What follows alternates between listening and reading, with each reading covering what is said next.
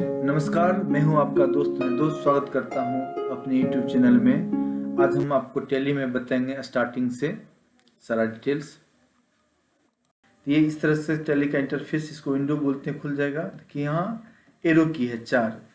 Keyboard में आपके keyboard में 4 एरो की रहता है, तो उससे ऊपर नीचे जाएगा, डाउन से नीचे आएगा और अप से ऊपर जाएगा। तो क्रिएट कंपनी पे इंटर करेंगे तो कंपनी क्रिएशन का विंडो स्क्रीन आ जाएगा। देखिए आ गया दोस्तों, लिखा हुआ कंपनी क्रिएशन। इसमें दोस्तों कीबोर्ड से काम करना है, माउस से काम करेंगे तो स्लो काम करेगा। तो हम लोग यहाँ सी ड्राइव है लिखा हुआ, तो इसका मतलब हुआ कंपनी आपका सी ड्राइव में बनेगा। अगर आप चाहते हैं कंपनी को डी ड्राइव में बनाना तो डी ड्राइव में भी बना सकते हैं। तो मतलब हम लोग डी ड्राइव कर देते हैं, तो बैक स्पेस करेंगे, एरो की से लेफ्ट वाला एक बार स्पेस करेंगे और डी डाल देते हैं, तो ये कंपनी आपका डी ड्राइव में बनेगा। अब पूछ रहा है कंपनी का नाम यहाँ दोस्तों, तो नाम जो भी आपकी कंपनी का नाम हो, जहाँ भी आप किसी भी कंपनी में एजेंसी में काम करते हैं उसका नाम यहाँ टाइप कर देते हैं। इन्फो मान लीजिए हम प्राइवेट लिमिटेड पीवीटी, कोई भी नाम आप अपना नाम भी रख सकते हैं। अब देखिए मेलिंग में ऑटोमेटिक उसी कंपनी का नाम आ जाएगा। एड्रेस वगैरह का डालना चाहते हैं कंपनी का तो वो डाल सकते हैं, वो आप जिस कंपनी में काम करेंगे उसके अनुसार आपको एड्रेस डालना होगा। तो कंट्री में हम लोग इंडिया चूज करते हैं दोस्तों, इंडिया। फिर स्टेट पूछेगा, यहाँ से बी डाल करके और बिहार चूज करके एंटर कर देंगे। आप बिहार से तो बिहार चूज कर लीजिए, अगर आप जहाँ से जिस भी स्टेट से हैं वो स्टेट आप चूज कर सकते हैं। टेलीफोन नंबर, कंपनी का जो भी टेलीफोन नंबर रहता है वो आप टेलीफोन नंबर यहाँ से डाल सकते हैं। ये डाल देते हैं, ये सिर्फ नंबर है, कोड नहीं है, कोड आप डाल सकते हैं। मोबाइल नंबर मान लीजिए, जो भी नंबर होगा वो डाल सकते हैं। फैक्स नंबर है, आपकी कंपनी का ईमेल है तो वो डाल सकते हैं, वेबसाइट है तो डाल सकते हैं। ठीक है। अब आपका पूछ रहा है यहाँ फाइनेंशियल ईयर। इसका अर्थ होता है दोस्तों कि आपकी कंपनी का फाइनेंशियल ईयर कब से स्टार्ट हो रहा है। तो अगर आप नया कंपनी बनाते हैं या आपका नया शॉप है या नया एजेंसी है, तो अभी जैसे 2022 का है तो 1/4/2022 होगा। इस तरह से 2023 तक, मतलब 31 मार्च से पहले तक का अगर कंपनी बनता है, 2023 31 मार्च 2023 से पहले तक 1/4/2022 ही होगा। लेकिन 31 मार्च क्लोज हो जाने के बाद फिर से अगर 2023 में जाते हैं हम लोग, 1/4/2023 पड़ेगा, तो मतलब यही रहेगा। बुक्स बिगिनिंग फ्रॉम, मतलब आपकी कंपनी का कब से स्टार्टिंग हो रहा है बुक्स का। बुक्स मतलब जो भी आप एंट्री करते हैं उस चीज़ का। टेलीवॉल्ट, ये सारा आगे इसका सिक्योरिटी का स्पेशल बताएंगे, उसमें बताएंगे आपको। सिक्योरिटी कंट्रोल, अगर आप कंपनी को लॉक करके रखना चाहते हैं तो इसमें येस कर सकते हैं दोस्तों, बता देते हैं येस करके। नो करके भी बना सकते हैं। एडमिनिस्ट्रेटर नाम में मान लीजिए हम लोग इन्फो डाल देते हैं। सेम टू सेम डालिए, जो खुलने में आपको दिक्कत नहीं हो। और यहाँ देखिए स्मॉल में हुआ तो स्मॉल में ही इंटर करेंगे। पासवर्ड मान लीजिए हम लोग कुछ भी डाल देते हैं, जो भी आपको अच्छा लगे, और फिर दोबारा रिपीट कर देना इंटर करके। और दोस्तों यहाँ सब कुछ इंटर करते हुए जाना है, इंटर करते हुए जाना है। इसमें नो ही रहेगा दोस्तों, इसके लिए स्पेशल एक क्लास देंगे उसके लिए। फिर इस समय बेस करेंसी, देखो इंडिया हम लोग चूज किए हैं दोस्तों, यहाँ इंडिया इसलिए यहाँ बेस करेंसी आर का सिंबल रहता है इंडिया करेंसी का। वो फॉर्मल नेम INR होता है, इंडियन रुपीज। और ये है add between amount symbol, yes. Millions में अगर करना है तो यस, नहीं तो नो।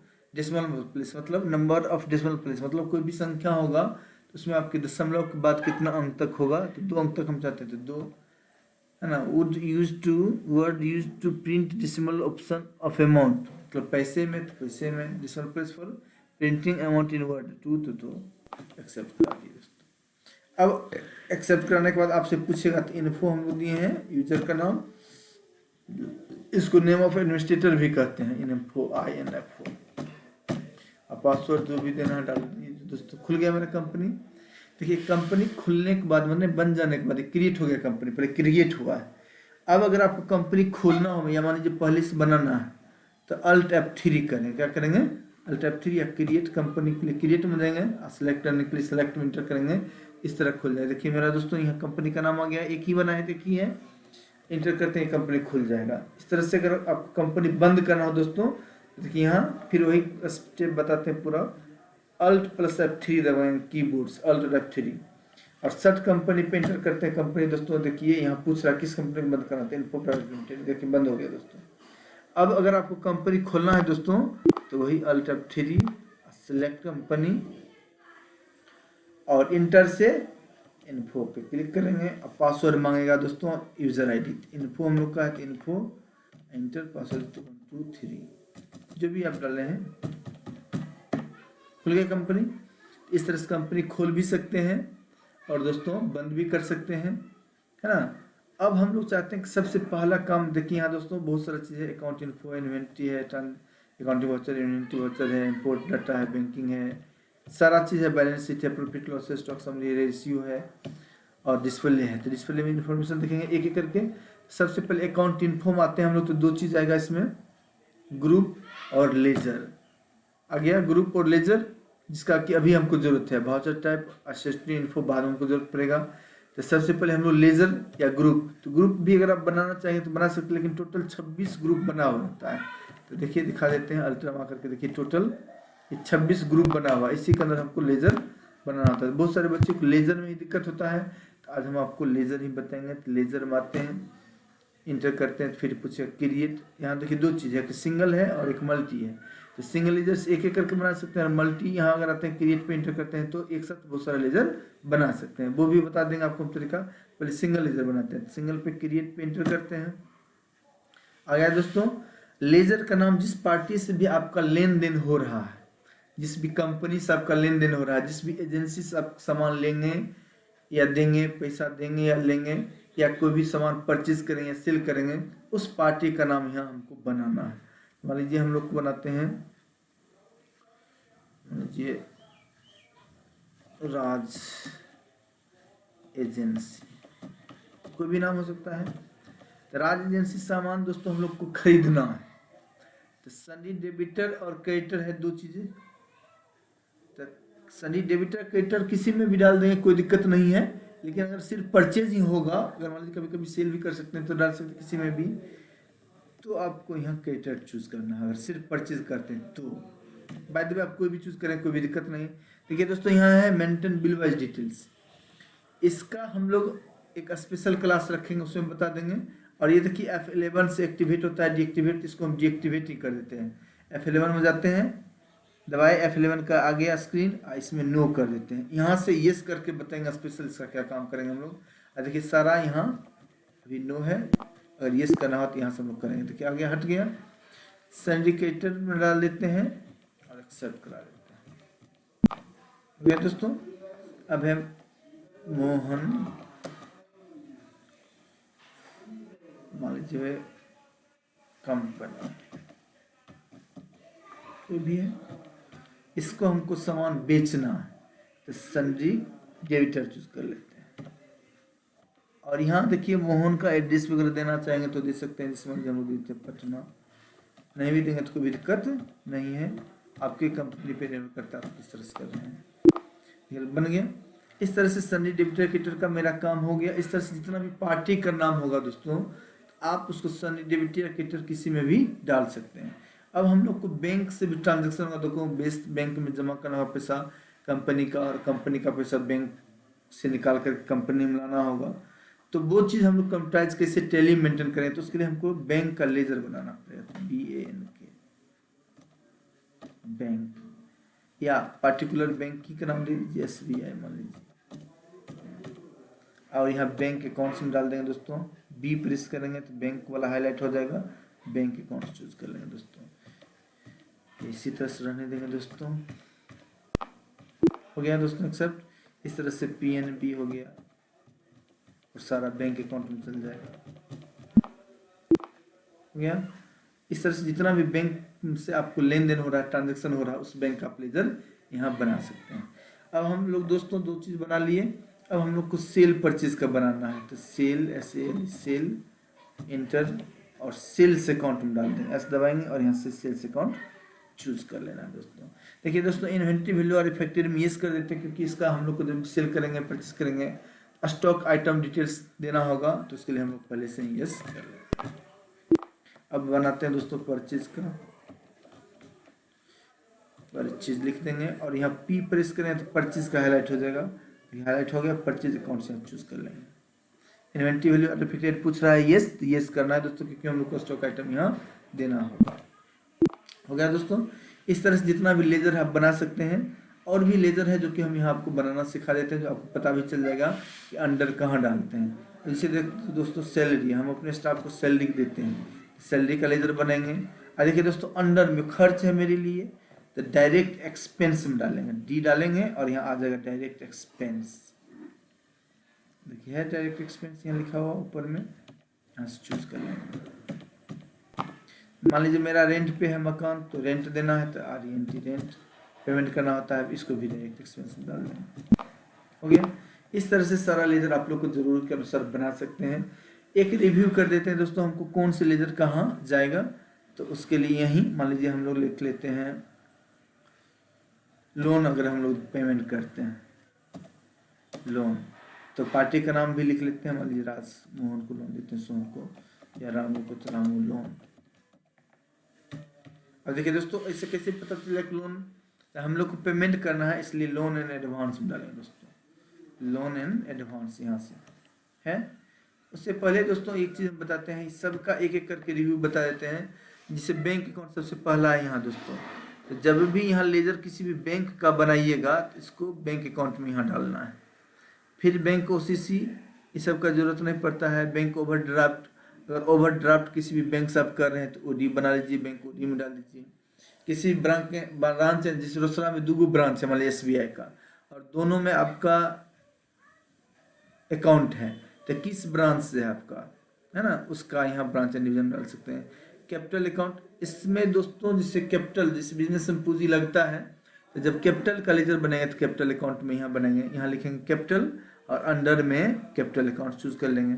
कैश इन हैंड, जैसे कोई भी कैश, वैसे कैश और profit and loss 2 pre defined है, पहले से बना हो रहता है। लेकिन अगर आपकी कंपनी में कुछ कैश है आपके पास और आप उसका स्पेशल बनाना चाहते हैं तो कैश इन हैंड हम डाल सकते हैं। करेंट असिस्ट मतलब चालू संपत्ति, जो भी करेंट असिस्ट है आपके पास उसका लेजर बनेंगे तो यहाँ उसका नाम लिखेंगे, उसको करेंट असिस्ट में डाल सकते हैं। करेंट लाइबिलिटीज, जैसे दोस्तों आपको करेंट, आपके पास कोई लाइबिलिटीज है, जैसे आपको मान लीजिए टेलीफोन बिल देना है तो आपका दायित्व बनता है कि उसको समय से, बिजली बिल है उसको समय से पेमेंट करना, तो करेंट लाइबिलिटीज बना सकते हैं। वैसे इसको डायरेक्ट एक्सपेंस भी बना सकते हैं। डिपॉजिट असिस्ट, डिपॉजिट मतलब पैसा जमा करना है ना, तो डिपॉजिट अगर कोई फिक्स डिपॉजिट वगैरह आप किए हैं तो उसके लिए भी एक होता है फिक्स, और यहाँ से भी आप डिपॉजिट से भी बना सकते हैं। डायरेक्ट एक्सपेंस बता ही दिए, जो भी आपका डायरेक्ट रूप से खर्च है, मोटा रकम खर्च है, डायरेक्ट एक्सपेंस में डाल सकते हैं। डायरेक्ट इनकम, जो भी आपका इनकम है, जैसे मान लीजिए आपकी कंपनी का कलेक्शन है, फी कलेक्शन है, या इंटरेस्ट कैलकुलेशन है, या रेंट कलेक्शन है, आपकी कंपनी में आ रहा है तो इसको डायरेक्ट इनकम में बना सकते हैं।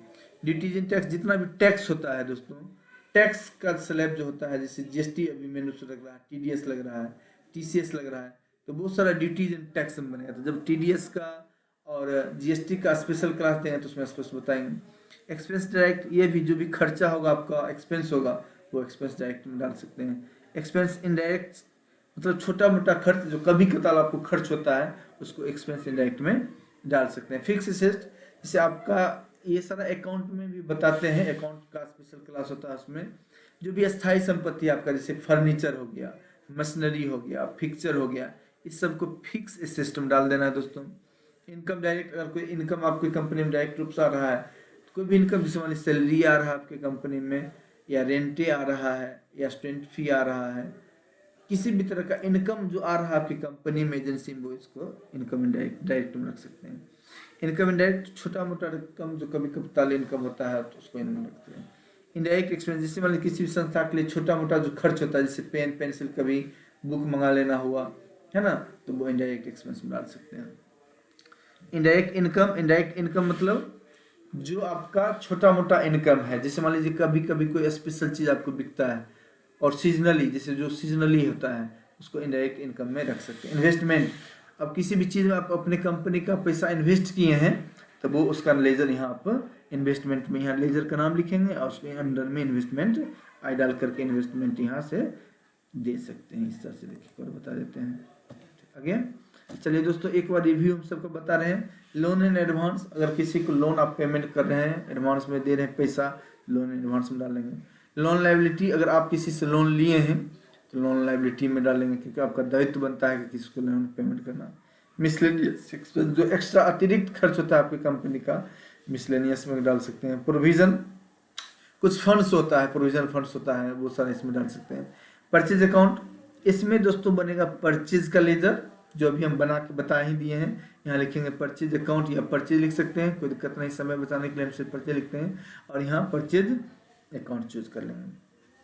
इसमें परचेज रिटर्न का भी दोस्तों लेजर यहीं बनेगा, परचेज रिटर्न यहाँ लिखेंगे और यहाँ परचेज अकाउंट चूज कर लेंगे। इस तरह से किधर गया, रिजर्व एंड सरप्लस, कुछ सामान रिजर्व में है तो उसको रिटर्न अर्निंग, कोई भी अर्निंग हो रहा है तो return earning. Sales account, sales account मतलब आप अगर सामान बेचते हैं तो सेल का लेजर होना चाहिए, तो सेल का लेजर बनाएंगे तो यहाँ लिखेंगे सेल, जो हम बना के बता दिए हैं पहले ही, और यहाँ सेल्स अकाउंट डालेंगे। समझ गए दोस्तों। अब है सिक्योर्ड लोन, जैसे सिक्योर्ड मतलब क्या, सुरक्षित लोन, जैसे 50,000 से कम का लोन अगर किसी को देने हैं तो सिक्योर्ड लोन में दीजिए, और उससे ज़्यादा का लोन देते हैं तो अनसिक्योर्ड लोन में दीजिए, जिसका कि डूबने का संभावना होता है। स्टॉक इन हैंड, कुछ स्टॉक में यहाँ डाल सकते हैं दोस्तों।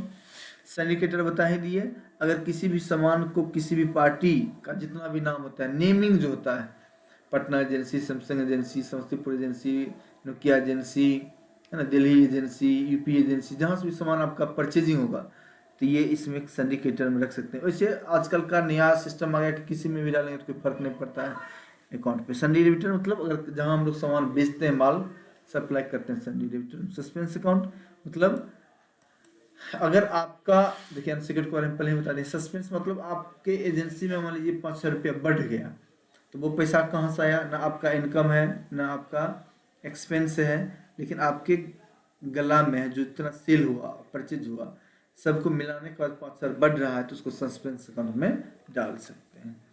तो आज इसका रिव्यू था दोस्तों, और इसको अच्छा से, मेन है बहुत सारे बच्चों को ये पता नहीं रहता किस चीज़ का लेजर कहाँ बनाएंगे, तो ये आप कर सकते हैं। इसको लोन इन एडवांस में डाल देते हैं, इसको एक्सेप्ट करा देते हैं दोस्तों। आज के क्लास में लेजर तक